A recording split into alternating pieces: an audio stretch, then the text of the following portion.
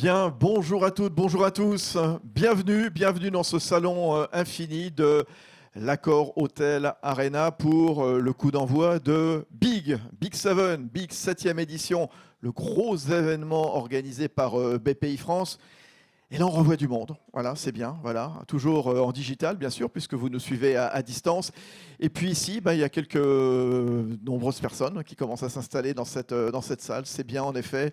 On revoit donc des gens qui viennent participer aux événements. Alors, le futur de la vente en ligne et de la logistique de demain, c'est cette conférence qu'on vous propose. Et c'est vrai que c'était totalement ébouriffant ce qui s'est passé l'an dernier. Les habitudes d'achat sur Internet explosent. On a vu cette croissance. Donc, et on estime que d'ici 5 ans, cette croissance devrait être de 7% chaque année. Et quand on s'intéresse au e-commerce transfrontalier, cette fois, on parle de chiffres de 15 à 20%. Donc, impossible de faire 100 quelque part. Autant ne pas louper le rendez-vous. Alors, comment réussir cette trajectoire? Comment accélérer sur la vente à distance? Avec quel service? Quelle logistique? Comment se rapprocher au plus près des consommateurs, hein? On va se projeter sur le futur, on va vous parler beaucoup d'innovation, justement, c'est ça, c'est le futur de la vente en ligne. Quelles innovations mettre en place, justement, pour accompagner ces nouveaux standards, les besoins des consommateurs? Rendez-vous ici même, donc pendant 3 quarts d'heure, avec Delphine Robin qui est avec nous. Bonjour Delphine. Bonjour à tous. Delphine Robin, elle est chef de projet marketing, e-commerce et partenariat chez DHL. Alors DHL, vous connaissez, c'est le géant mondial du transport, de la logistique et qui accompagne justement cette tendance haussière du e-commerce. Paul Garcia est avec nous. Bonjour Paul. Bonjour à tous. Directeur commercial de Octopia. Octopia qui propose aux entreprises des solutions de marketplace. Et justement, vous le verrez, cette tendance haussière du e-commerce, elle passera beaucoup par les marketplaces, vous nous en parlerez. Et puis on attend d'un instant à l'autre. Alors il était bloqué dans un TGV entre Lille et Paris parce que il est installé à Marc-en-Barœul, hein. C'est Carl-Stéphane Parent, le responsable de l'offre chez Ecomobi. On attend qu'il arrive, je vous le présenterai évidemment quand il arrivera, si son train redémarre. Il était totalement arrêté tout à l'heure. Je disais donc le e-commerce qui ne cesse de progresser. C'est une tendance lourde, Delphine, impossible de faire sans, clairement. Exactement, une tendance qu'on suit chez DHL depuis plusieurs années et qui a été fortement poussée par la pandémie que l'on avait connue en 2020. Si on regarde les chiffres notamment de la FEVAD sur la France pour commencer en retail B2C, on a eu une croissance sur 2020 de 8,5%. Alors 8,5% finalement c'était moins que les années précédentes puisqu'on était plutôt sur des croissances à 2 chiffres. Mais si on décortique ce chiffre, et là ça devient intéressant, des 8,5%, on s'aperçoit que sur la partie service, on a perdu 10 points parce que vous, comme moi, nous n'avons pas pu acheter des billets d'avion, de train en ligne. Enfin, du moins, nous n'en avions plus le besoin. En revanche, la partie produit a augmenté de 32%. Et là, c'est vraiment un chiffre qui est intéressant. Pourquoi? Parce que, du coup, si l'on regarde la part des ventes retail qui sont faites en ligne, en 2020, elle est de 13,4%. Entre 2019 et 2020, on a gagné 3,6 points. C'est énorme. Mais finalement, alors qu'on a l'impression que l'e-commerce est partout, il n'est finalement que 14% des ventes aujourd'hui dans le retail. Il y a des réserves. Voilà, il y a encore des réserves, ouais. des opportunités incroyables pour vous tous. Et puis l'autre tendance que l'on note aussi, c'est la partie B2B. Et là, si on regarde vraiment d'un point de vue plus global au niveau monde, déjà en 2019, le chiffre d'affaires généré par les ventes e-commerce B2B était supérieur à celui généré par les ventes en B2C. Et on estime que d'ici 2023, on aura 17% des ventes B2B qui se feront via un canal digital. Et ça, c'est une vraie tendance. Et la tendance, en fait, elle est poussée par qui? Poussée par vous, par exemple, dans la salle, pas que, mais entre autres par les millennials. Aujourd'hui, l'expérience d'achat que l'on a en B2C, on attend d'avoir exactement la même en B2B. Et pour les fabricants, pour les marques, c'est une opportunité très très grande puisqu'ils vont maintenant livrer directement le consommateur, le fameux D2C, Direct to Consumer. Et pour eux, en fait, c'est très très important parce que ça veut dire une meilleure maîtrise de leur marque. Il n'y a pas d'intermédiaire, une meilleure maîtrise des coûts et du coup aussi de leur marge. Et cela, en fait, via aussi bien des sites propres que des marketplaces. Ouais, on voit donc l'essor du B2C et donc évidemment ce potentiel important donc sur le B2B à ne pas négliger. On va vous expliquer comment dans un instant. Alors Paul Garcia, Octopia, donc je disais dans ce paysage et le futur de la vente en ligne, c'est important le mot futur parce que vraiment on va se projeter. C'est pour ça que vous êtes là ce matin. Il y a un modèle qui semble émerger. Je le disais, c'est celui de la marketplace. C'est vous donc. C'est la marketplace. Alors, ce qui est assez paradoxal, c'est que le futur du e-commerce, c'est un peu le passé et le présent du commerce physique. Qu'est-ce que je veux dire par là? Quand on regarde en l'an 400, on a commencé le premier marché, le marché à Istanbul, et c'était une marketplace physique. C'est-à-dire qu'il y avait plusieurs commerçants qui se mettaient autour d'un même endroit pour vendre des produits qui étaient parfois concurrents, des offres concurrentes, etc. Hier, je me baladais sur les Champs-Élysées, c'est une marketplace physique. C'est-à-dire que quand on veut chercher du luxe, on va dans la rue des Champs-Élysées et on trouve tous les magasins de luxe. Donc ça, c'est une marketplace physique. Quand on est un restaurateur, on veut acheter des fruits et légumes, on va au marché de Rungis. Pareil, c'est une marketplace où il y a des fruits et des légumes, des commerçants qui se mettent en concurrence. Et donc, quand on est allé dans le monde du e-commerce, il y a 20 ans, les e-commerçants ont fait ça pas de façon marketplace, ils sont allés de façon individuelle. Donc, chacun a créé son site e-commerce, a essayé de générer du trafic dessus. C'est compliqué, c'est des coûts marketing, il y a beaucoup d'enjeux, c'est assez complexe, il y a la logistique, on va en parler après. Et donc le futur du e-commerce, qui est déjà présent, et on va regarder quelques chiffres, mais le futur, c'est ce monde-là de la marketplace. C'est comment est-ce que j'arrive à réunir autour d'un même endroit un maximum d'acteurs pour avoir beaucoup d'offres, beaucoup de produits, et que nous, en tant que consommateurs, on ait un one-stop shop où on puisse tout trouver. La marketplace, ça représente combien à peu près Alors, sur l'ensemble des sites, Paul? Il y a à peu près 1 million de sites dans le monde. Oui. Il y a à peu près 15 000 marketplaces, donc 1,5%.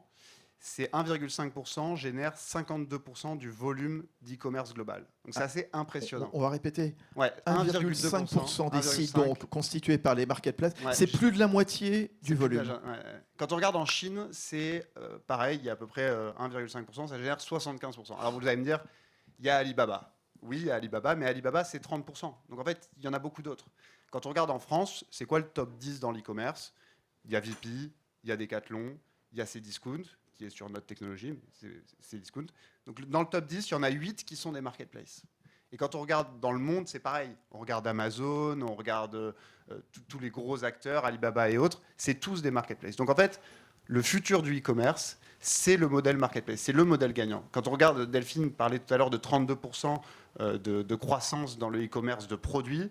Si on va dans le détail de ces 32%, il y a 70% qui vient de la marketplace et 30% qui vient du e-commerce traditionnel. Donc c'est vraiment le modèle gagnant de demain. Il est encore nécessaire d'avoir son propre site marchand ou pas? Je pense qu'il faut avoir les deux. Je pense qu'il faut avoir son propre site e-commerce et il faut aussi s'ouvrir à des vendeurs tiers. C'est-à-dire vendre ses propres produits, sa marque, et ouvrir pour compléter son offre. Ce que fait très bien aujourd'hui un Decathlon, un La Redoute, c'est-à-dire qu'ils ont leurs propres produits, mais ils savent qu'ils ne peuvent pas tout faire, et donc ils ouvrent à d'autres vendeurs pour compléter leurs offres. Il y a quoi? Il y a un intérêt comme ça à panacher quelque part son propre site, une marketplace, s'adjoindre aussi peut-être les services d'un des géants mondiaux aussi, Paul? Il y a plusieurs intérêts. Le premier, c'est qu'on a plus de produits, donc on a plus de trafic. Donc on a plus de chances d'attirer des gens sur notre site et qu'à la fin, ils achètent nos produits à nous. L'autre intérêt, c'est que le modèle marketplace, c'est un modèle très vertueux où il y a une grosse rentabilité. Pourquoi? Parce que je ne porte pas le stock. Quand je fais de la marketplace, je ne fais pas achat, stock, revente. Je prends juste une commission. Donc c'est un modèle hyper vertueux. Donc il y a ces deux aspects-là. Il y a l'aspect trafic pour mes propres produits et il y a l'aspect rentabilité sur la mise en relation. Concrètement, vous proposez quoi chez Octopia, Paul Garcia? On accompagne les e-commerçants qui se transforment en mode marketplace. Donc on propose une technologie. D'accord, donc ça c'est la base, c'est l'enjeu. Par exemple, on accompagne Cdiscount et d'autres clients, mais Cdiscount, on leur apporte la technologie pour avoir les fonctionnalités, pour pouvoir être une marketplace. La deuxième chose, c'est qu'on propose un catalogue où on va apporter des vendeurs, parce qu'une marketplace, s'il n'y a pas de vendeurs, ça ne marche pas. C'est la deuxième chose. Et ensuite, on travaille avec des acteurs comme DHL sur la troisième chose qui est importante, c'est la partie logistique. Parce qu'il faut savoir livrer le client. Il faut apporter ce last mile. Un client de plus en plus exigeant. Voilà. Et on verra qu'il y a des envies de plus en plus pressantes, justement, de se faire livrer vite, près de chez lui, à son bureau, exactement, dans le métro. Voilà. Et tout ça, ça va s'organiser. On vous expliquera justement comment. Réussir le e-commerce, on va rentrer évidemment dans le détail dans un instant. Hein. Évidemment, on va parler de logistique, on va parler d'environnement, on va parler d'international aussi, parce que n'oublions pas aussi l'international. C'est quoi, l'un et l'autre, là, pour planter le décor, les clés de la réussite du e-commerce quand on se projette justement sur le futur de la vente en ligne? Un mot chacun. Delphine, DHL. Alors c'est la préparation, quoi. Appréhender en fait déjà les marchés sur lesquels on souhaite aller en fonction de son produit. On va avoir par exemple, si on parle de la Chine, il va y avoir beaucoup de recherche de produits de marque, de produits de luxe. Si on est plus sur la partie Europe du Nord, les Nordiques, on va rechercher peut-être des produits avec une démarche plus green. Donc déjà, connaître les marchés. Et en fait, c'est vraiment, et ça rejoint en fait ce que disait Paul, c'est être accompagné des bons prestataires. Des prestataires en fait sur la partie logistique, sur la partie informatique pour l'intégration et la connaissance des marchés. En fait, vous n'êtes pas seul. Il y a des spécialistes et ça, c'est vraiment important. On va pouvoir vous apporter des connaissances en marché sur la livraison du dernier kilomètre, comment les clients vont se comporter. On sait que, par exemple, en France, les consommateurs adorent aller chercher leurs envois dans des points de service. Aux États-Unis, on est plutôt à 93% sur de la livraison actuellement sans signature due au protocole sanitaire. Donc voilà, des modes de consommation qui vont être très très différents en fonction des pays. Donc connaissance locale indispensable. La partie informatique, intégration. Aujourd'hui, votre objectif, on partage le même. En fait, c'est de satisfaire vos clients.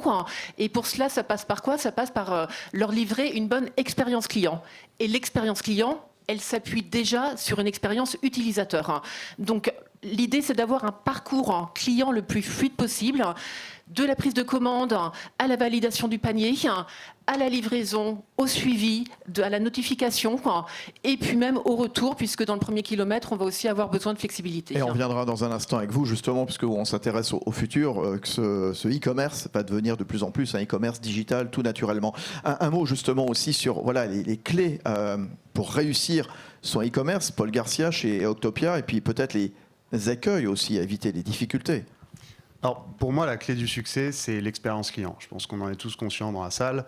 Aujourd'hui, quand nous-mêmes, on a une expérience client qui est réussie, on a envie de racheter, que ce soit en physique ou en e-commerce. Donc, un e-commerçant, demain, il faut qu'il arrive à proposer une expérience client qui soit de qualité à son client qui vient sur son site. Il y a plusieurs choses pour ça. Il faut déjà avoir les bons produits. Il faut que quand on aille sur le site internet, on trouve les produits qu'on veut. Et la deuxième chose, c'est qu'il faut qu'on soit livré dans les temps. Quand on regarde quelques statistiques, le NPS client, donc le score qu'on attribue à un e-commerçant, il y a 15 points d'écart, ce qui est énorme, entre un client qui est livré dans les 3 jours et un client qui est livré à plus de 3 jours. Donc la logistique, Delphine en parle très bien, mais c'est un enjeu primordial. Quand on achète aujourd'hui sur un site et qu'en fait on voit que le produit est expédié de Chine et qu'il va arriver dans 4 semaines, on a une très mauvaise expérience client. Il y a peu de chances qu'on revienne sur le site. C'est le juge de paix, oui. Donc voilà, donc la clé du succès pour moi, c'est l'expérience client de A à Z. Et Delphine est allée dans le détail de chaque étape, mais voilà, c'est vraiment cette expérience-là. Les écueils à éviter, c'est justement quand je construis, si vous êtes en train de construire un site e-commerce, c'est comment est-ce que je le construis en pensant à mon client, pas en pensant à moi ce que j'ai envie de proposer.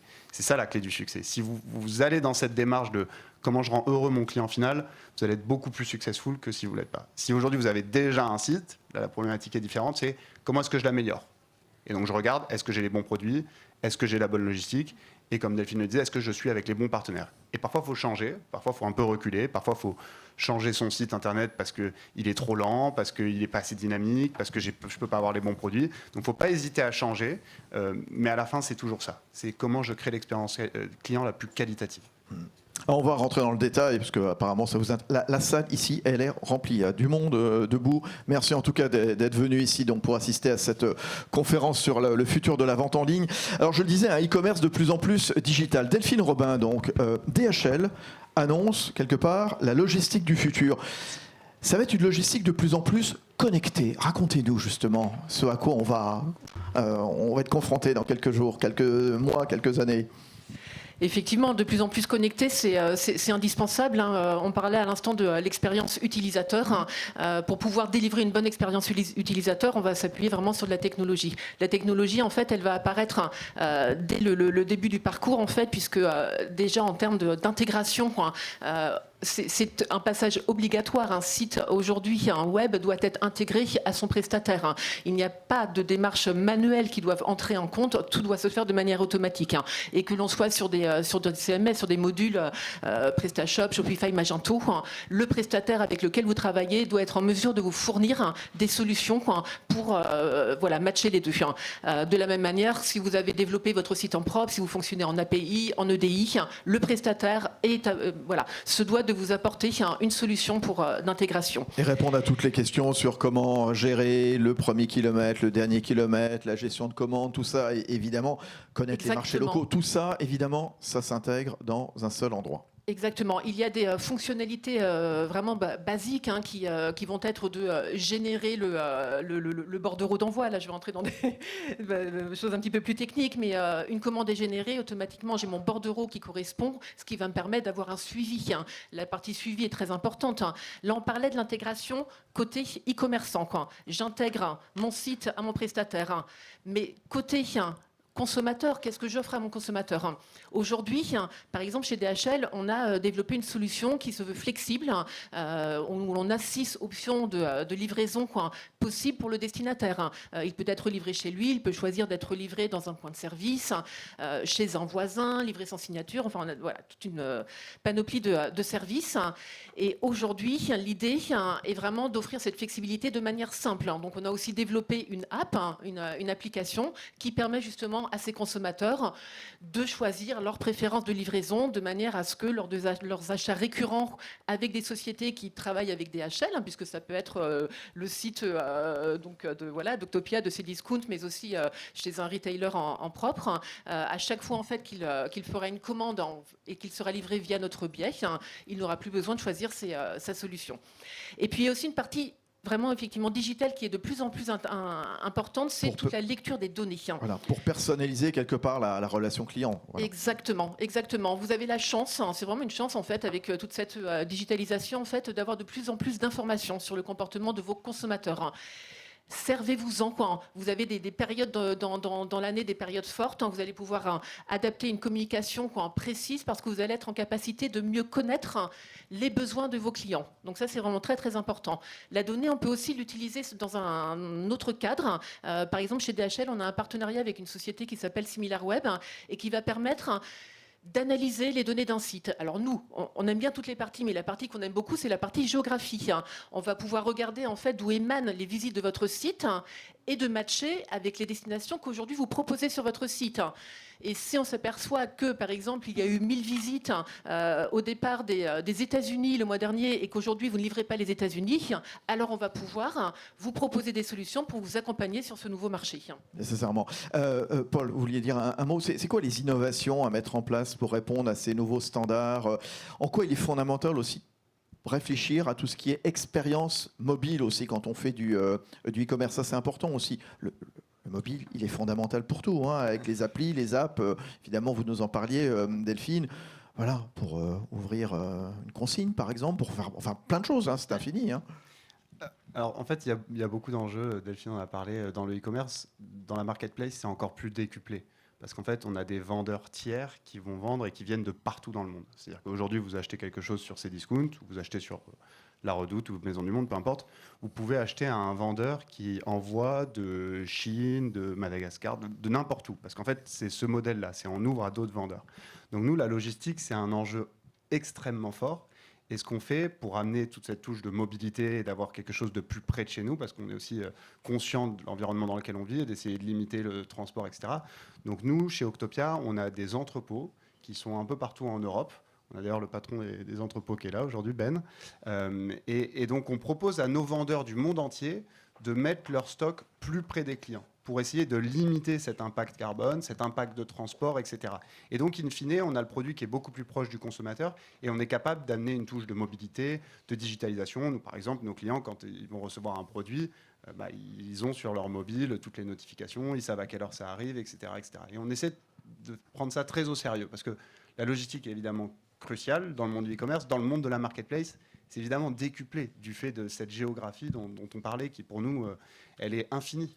Alors c'est quoi justement, Delphine Robin, la logistique de demain ? Ça va être une logistique de plus en plus fine, c'est ça ? En fait, l'objectif est toujours, comme je disais tout à l'heure, la satisfaction du client. Et aujourd'hui, en fait... Il veut quoi ce client justement? C'est Ce quoi en ce client- moment? Qu'est-ce qu'il demande? C'est quoi les attentes en matière de livraison, J+2, J+3, etc. Ses attentes en matière de green aussi. Enfin, en ce moment, fin 2021, il veut quoi? Alors, il veut effectivement être livré, on l'a vu, rapidement. Donc ça, c'est un critère, même si ce n'est pas une obligation. Après, il faut aussi avoir une cohérence entre le montant du panier et le transporteur que je mets en face, ou la qualité du produit. Mais effectivement, si l'on regarde, si on écoute les attentes des consommateurs, c'est effectivement de la livraison express qui va primer. Des gens impatients. Déjà impatient. Impatient et en fait, à la carte. En fait, je suis consommateur et je veux être livré quand je veux, là où je veux. Et c'est vrai qu'on parlait, vous disiez que la partie logistique était importante. À 74%, la logistique va être plus importante que le produit même ou le prix du produit. En gros, si je suis sur un site internet, je choisis mon produit et la livraison ne correspond pas à mon attente, dans ce cas, je vais basculer sur un autre site pour aller rechercher soit le même produit ou soit un produit qui va être un proche. Donc effectivement, cette partie très importante. La logistique. Et sur la logistique, pardon, je cherchais. Et sur la logistique, alors effectivement, de plus en plus aussi une grande tendance. Donc quand je veux, où je veux, donc ça c'est la flexibilité, mais aussi plus durable. Et on va travailler du coup beaucoup de solutions sur le dernier kilomètre. On va avoir des acteurs qui vont gérer. Je pense à Urbit, à Tout à Vélo, en fait, le dernier kilomètre en livraison collaborative, livraison à vélo, livraison à pied, livraison chez des voisins. PicMe, on a un nouveau partenariat avec PicMe. Donc vraiment, voilà, des solutions qui vont attendre vers la partie aussi green. C'est aussi une des attentes des consommateurs. Paul Garcia, on va faire la course à la livraison la plus rapide, c'est ça aussi? Alors, je pense que oui, on fait la course à la livraison la plus rapide, mais on fait surtout la course à la livraison responsable, comme l'a dit Delphine. Je pense que c'est hyper important. Les gens sont en train de se rendre compte à quel point la logistique, c'est consommateur en termes de beaucoup de choses qui impactent l'environnement. Et l'idée, c'est comment est-ce qu'on trouve le bon équilibre entre être livré rapidement et avec le bon moyen de livraison. Mais le public, il est sensible à l'argument green, justement. Oui. Est-ce qu'il se dit à un moment... À quoi bon commander un blouson, des chaussures qui arrivent dans l'après-midi? Non, je peux quand même attendre 10 jours et accessoirement, je ferai du bien à la planète. Il se dit ça, franchement, le consommateur? Il ne va pas à l'extrême de se dire 10 jours, ça va aller, mais il va trouver un équilibre, je pense. Et même dans les choses qu'on achète aujourd'hui, alors je ne dis pas qu'on achète tous local, mais il y a vraiment un effet, un boom qu'il y a eu depuis 5 à 10 ans où on a envie d'acheter plus proche de nous, plus proche de nos consommateurs. On le voit dans le monde des marketplaces, les gens achètent plutôt à des vendeurs européens quand on est basé en Europe qu'à des vendeurs américains ou chinois. Est-ce qu'on peut envisager éventuellement une tarification différente voilà, si un client il est capable d'accepter une livraison green lente, 5 jours, 10 jours, je ne sais pas. C'est ce qui se passe. Ouais. C'est ce qui se passe. C'est ce qui se passe. C'est ce que vous recommandez de faire. Ouais, c'est ce qui se passe. DHL le fait, tout le monde le fait aujourd'hui. Quand on veut être livré en express, ça coûte évidemment plus cher que quand on va être livré en standard, qui va être 2 à 5 jours, par exemple. Donc ça se fait. Et je pense que les consommateurs sont sensibles à ça. Nous, on a fait pas mal d'études. On a demandé, êtes-vous sensible à ça? La réponse est évidemment oui. De là à faire un acte d'achat différent, c'est là où encore il y a l'équilibre à trouver, mais ils sont sensibles. Donc en fait, toutes les entreprises aujourd'hui sont obligées de mettre ça en place dans leur logistique. Nous, par exemple, chez Octopia, on a des partenariats, comme je disais, avec des entrepôts. On a aussi des partenariats avec, par exemple, des fermes pour être proche des gens dans les campagnes. Parce que c'est un vrai enjeu. Nous, dans la ville, à Paris, à Bordeaux, Lyon, c'est assez simple. Mais à la campagne, c'est plus compliqué. Donc, on a fait des partenariats avec des fermes parce qu'en fait, ils ont des espaces énormes. C'est compliqué de gagner sa vie quand on est un agriculteur. Et donc, on met à disposition ces fermes-là pour en faire des espèces d'entrepôts. Ce qui permet de se rapprocher des gens à la campagne, d'avoir une démarche un peu plus responsable. Et ça plaît vraiment aux clients. Donc, je ne dis pas qu'aujourd'hui, il va attendre 10 jours pour avoir une livraison beaucoup plus responsable, mais je pense qu'il y a un équilibre à trouver. C'est quoi une livraison réussie? C'est quoi les critères d'une livraison réussie? Delphine, Paul. Un client content? Oui. Oui, c'est d'avoir répondu. Comment le rendre heureux, ce client, en le livrant là où il veut, quand il veut? Exactement, un parcours, comme on dit, sans couture, un parcours fluide, vraiment de la prise de commande à la livraison, quoi. C'est que tous les différents touchpoints qui peuvent exister en fait. Une bonne politique de retour, ensuite, un bon service après-vente. La partie retour est très très importante. Dans l'e-commerce, en tout cas chez DHL, hein, mais de toute façon partout, hein, pas que chez DHL, on a principalement des sites qui vont être dans l'habillement. Dans l'habillement, on peut avoir des taux de retour qui vont jusqu'à 30%. Donc effectivement, la partie retour est très très importante. Et cette flexibilité en fait que l'on a développée dans un premier temps sur la partie livraison, aujourd'hui, hein, on l'offre aussi sur la partie retour. Je souhaite retourner mon colis, hein, je dois être en capacité de le déposer à un point de service. Hein. Si je le souhaite à côté de chez moi, je dois pouvoir faire ma démarche en ligne sans avoir aucune saisie à faire sur un système informatique. Hein. Les données doivent rester en mémoire, elles le sont dans nos systèmes. Donc vraiment un parcours sans faille. Alors vous nous disiez donc un e-commerce de plus en plus digital, une logistique de plus en plus fine. Vous avez commencé à l'aborder tout à l'heure, la notion donc du développement durable, avec en effet, pour le dernier kilomètre, toutes ces sociétés qui livrent à vélo, à pied, enfin bon, peu importe. Hein. Vous avez totalement revu l'un et l'autre, enfin les acteurs du e-commerce, justement votre mode de fonctionnement avec, en prenant en compte cette notion de développement durable. Je regardais ce que vous avez fait cet été, ce que vous avez annoncé cet été, DHL. Vous allez faire voler des avions cargo électriques dans moins de 2 ans. C'était la grosse annonce de cet été.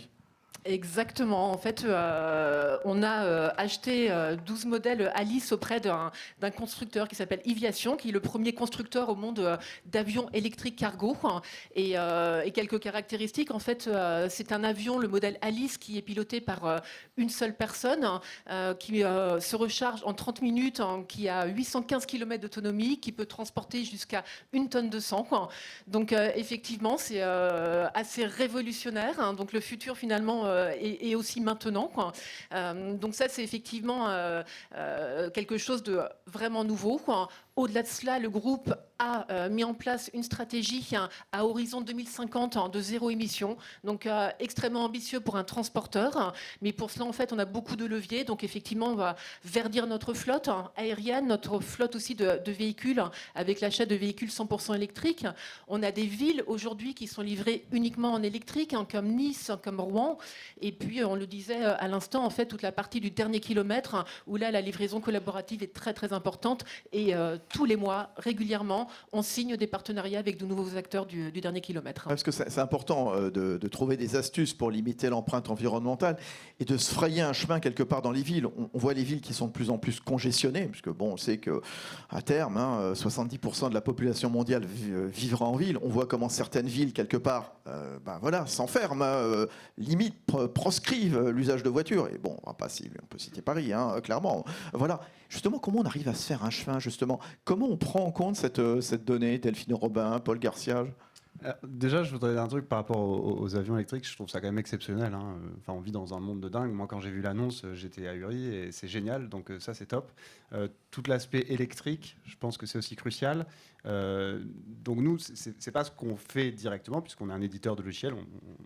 On amène une plateforme. Par contre, on fait des partenariats, notamment avec DHL et avec d'autres, pour proposer à nos clients qu'ils aient une logistique extrêmement verte. Tout à l'heure, on parlait de l'exemple de Cdiscount pour qui on fournit la technologie.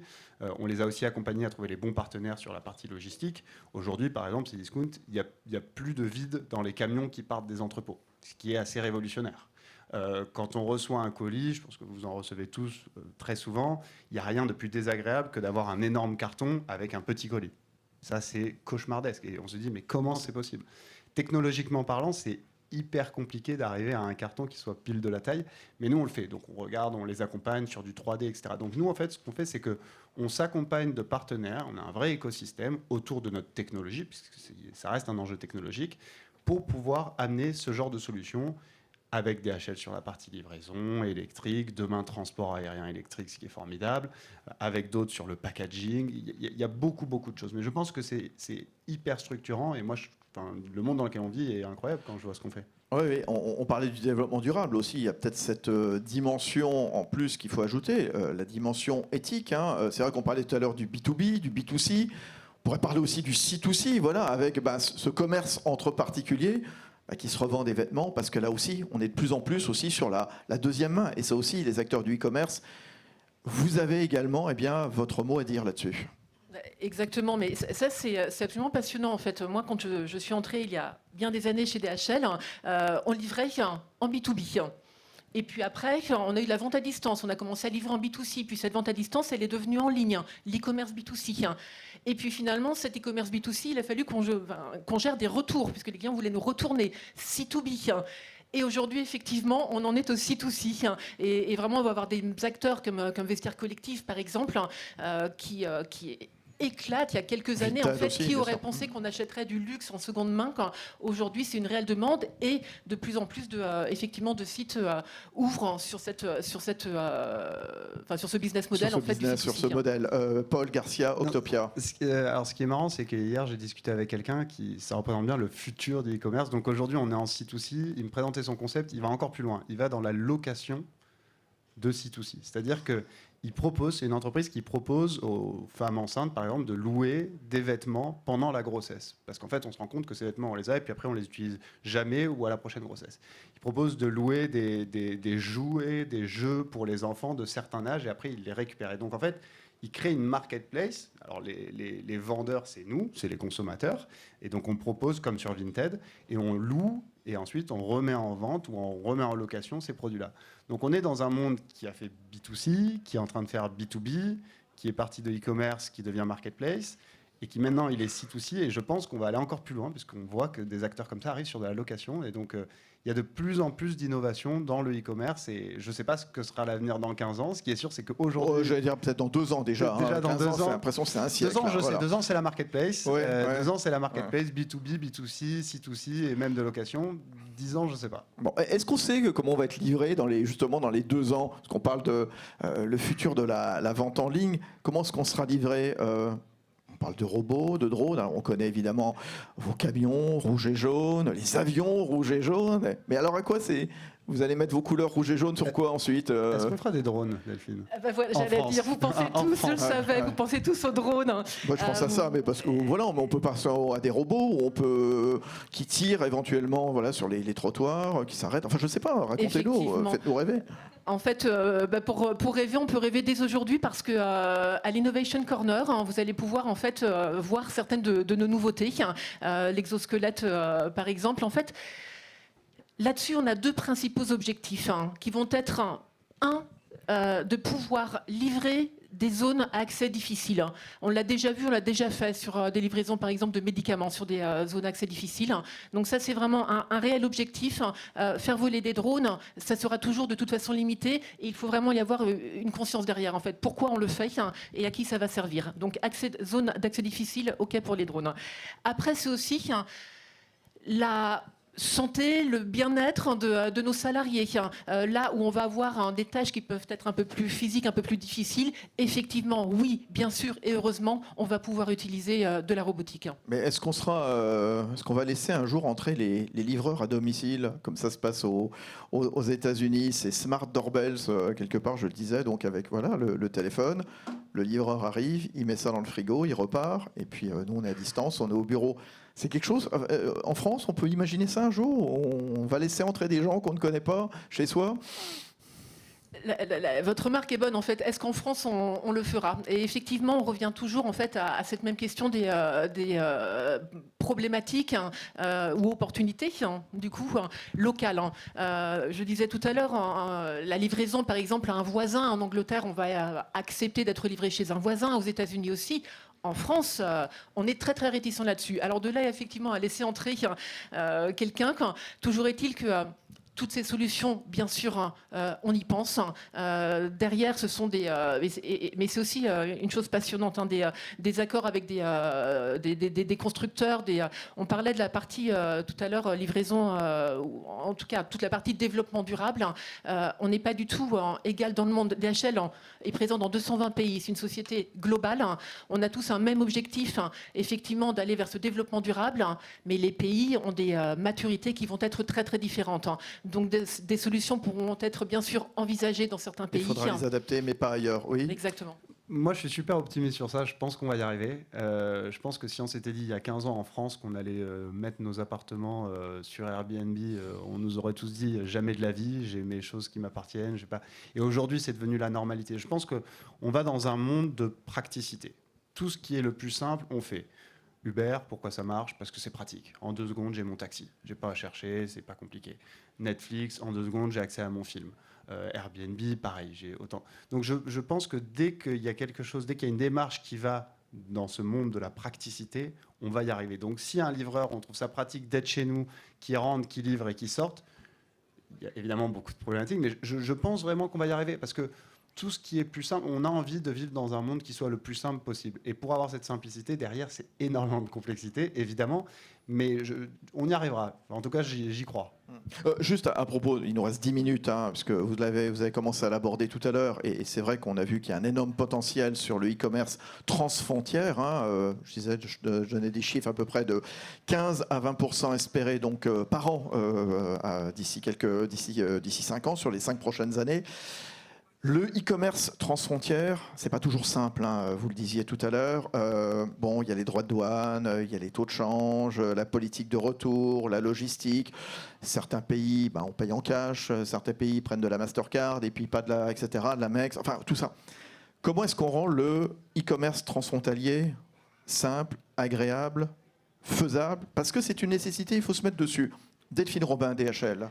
C'est une nécessité parce que déjà le commerce transfrontalier croît 2 fois plus vite que le commerce domestique.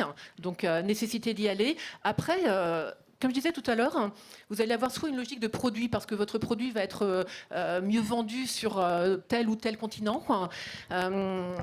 Mais il y a aussi un autre mode d'aller à l'export, en fait, c'est peut-être de commencer sur la partie européenne. Partie européenne, pourquoi? Parce qu'on a une monnaie unique, on n'aura pas de droits de douane, on va communiquer.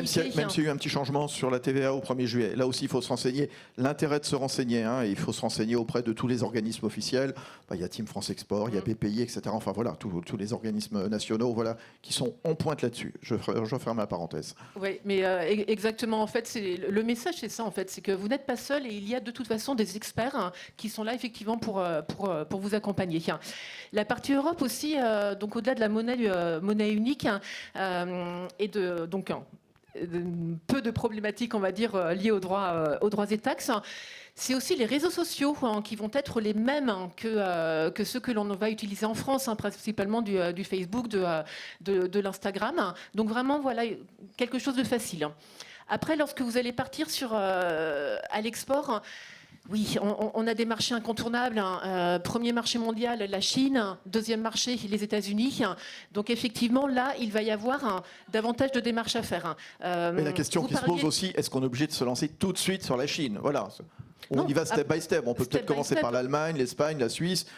Puis ensuite, on peut peut-être aller plus loin. Voilà, faut pas être gourmand, c'est ça que je veux dire. Exactement. Et ça doit se préparer. Je parlais de réseaux sociaux. Si vous allez en Chine et que vous n'êtes pas présent sur WeChat, là, clairement, vous vous enfoncez, comme on dit, une aiguille dans le pied. Donc, il va falloir effectivement utiliser les réseaux sociaux qui vont être locaux, s'assurer d'avoir mis, vous le disiez, les bons moyens de paiement sur le site, d'avoir traduit son site. Chez DHL, on a toute une checklist, en fait, voilà, une série de 10 questions que l'on a établies avec l'expérience que l'on a aujourd'hui de la vente B2C, puisque au niveau France, au niveau monde, on a plus d'un colis sur 2 qui aujourd'hui est livré quotidiennement à un particulier.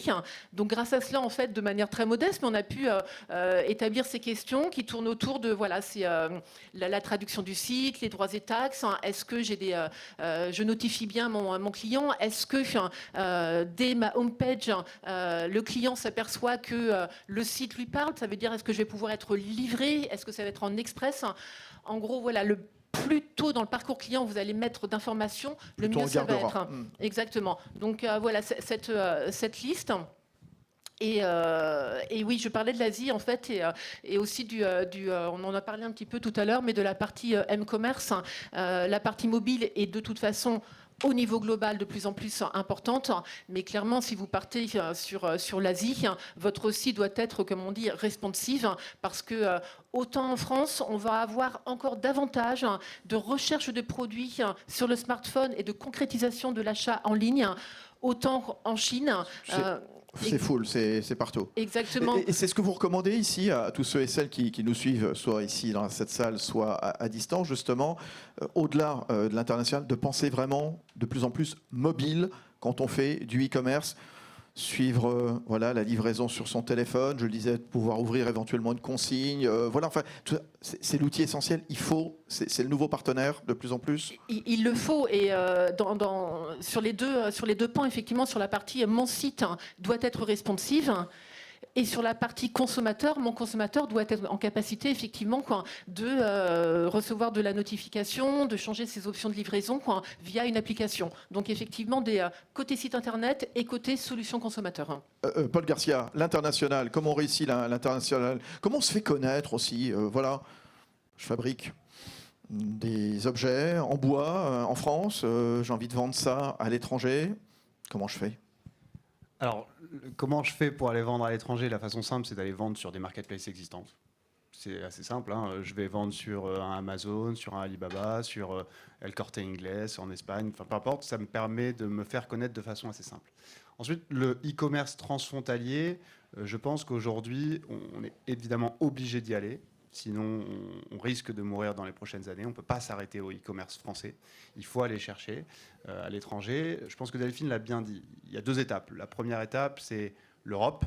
C'est simple. C'est moins compliqué, on va dire. Et ensuite, le reste de l'Europe. Pour moi, pour aller dans le commerce transfrontalier, il y a 2 enjeux. Il y a un enjeu technologique.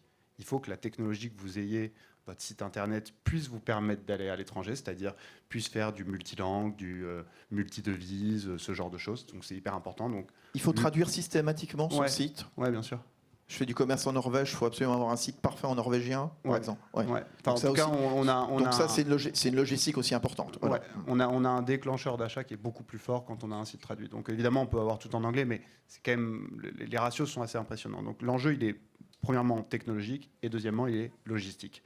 Et donc la logistique, c'est sûrement pas votre métier, mais c'est le métier de plein d'acteurs, dont DHL. Donc l'idée, c'est comment est-ce que je fais les bons partenariats avec des logisticiens qui vont me permettre de gérer ces problématiques de taxes, de douane, de retour, parce qu'un produit qui est envoyé en Norvège, le retour, c'est pas pareil qu'un produit qui est envoyé en France, le paiement retour, etc. Donc en fait, il y a l'enjeu technologique. Choisir la bonne technologie, c'est clé.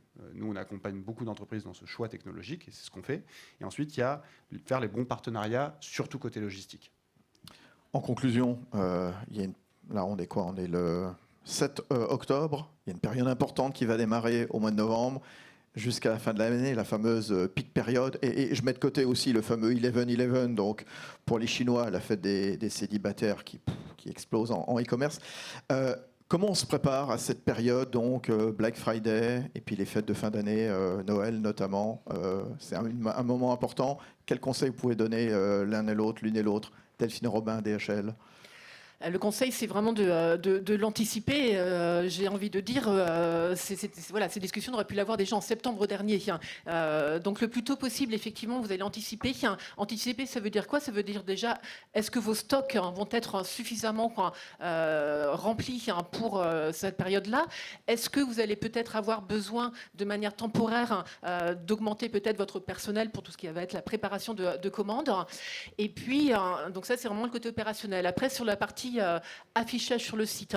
Ce qu'on peut vous conseiller, c'est d'indiquer les dates limites jusqu'auxquelles les consommateurs devront faire leur commande pour être sûrs que l'envoi arrive avant la date de l'événement.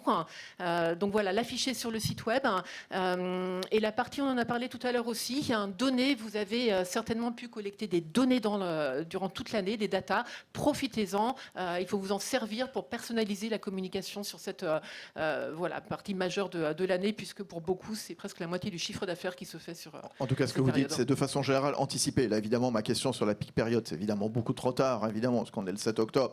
Il aurait peut-être fallu, en effet, l'envisager en début d'année. Mais de façon générale, quand on fait du e-commerce, c'est anticiper. Voilà, toujours. Et puis sentir aussi les tendances. Paul Garcia, Octopia. Un peu pareil que Delphine, anticiper, je pense qu'il y a encore une fois 3 choses et toujours nos 2 choses qui sont la techno et la logistique. Est-ce que la techno permet d'avoir ce genre de pic de charge? Donc assurez-vous que votre front peut permettre à énormément de clients d'être connectés au même moment, puisqu'il y aura des pics de charge. La deuxième chose, c'est est-ce que je peux avoir une logistique qui tient et qui me permet de livrer dans les temps, donc avant Noël ou avant Black Friday, enfin peu importe. Et la troisième chose, c'est l'expérience client dont on a parlé au tout début, qui est quand même la clé de la réussite dans l'e-commerce. Est-ce que je suis capable de proposer une expérience client satisfaisante pour un nombre de clients qui vont être beaucoup plus gros que tout au long de l'année? C'est-à-dire, si d'habitude j'ai une personne à la relation client quand il y a des problèmes, là je vais peut-être en avoir besoin de 5 pendant 3 mois, parce que je vais avoir beaucoup plus de questions, etc. Et si j'ai pas ces 5 personnes-là, ils ne vont pas être capables de répondre en temps et en heure au client, et je peux perdre le client. Il peut changer de site, et donc j'ai perdu une vente. Donc c'est anticiper, regarder la logistique, regarder la technologie, et avoir les bonnes personnes. Merci à tous les deux. Tonnerre d'applaudissements, s'il vous plaît, pour Delphine Robin et Paul Garcia, qui sont venus vous donner donc les meilleurs conseils pour percer, donc réussir son e-commerce et se projeter évidemment vers le futur. Merci à tous. Delphine Robin, chef de projet marketing, e-commerce et partenariat chez DHL, leader mondial du transport et de la logistique. Et puis Paul Garcia, directeur commercial Octopia, donc qui propose des solutions clés en main de marketplace. Il vous l'a expliqué tout à l'heure, la marketplace fondamentale. 1,5% seulement des sites, mais plus de la moitié du commerce, plus de la moitié des ventes. C'est ça qui est important. Puis on salue Carl-Stéphane Parent qui aurait dû être là, donc eh bien, au nom de la société Ecomobi qui manifestement est toujours bloquée dans son train. Merci à toutes, merci à tous. D'autres conférences pour ce Big 7, voilà, 7e édition de Big, organisée par BPI France, ici à l'Accor Hotel Arena, toute cette journée de jeudi. Très bonne journée à toutes et à tous.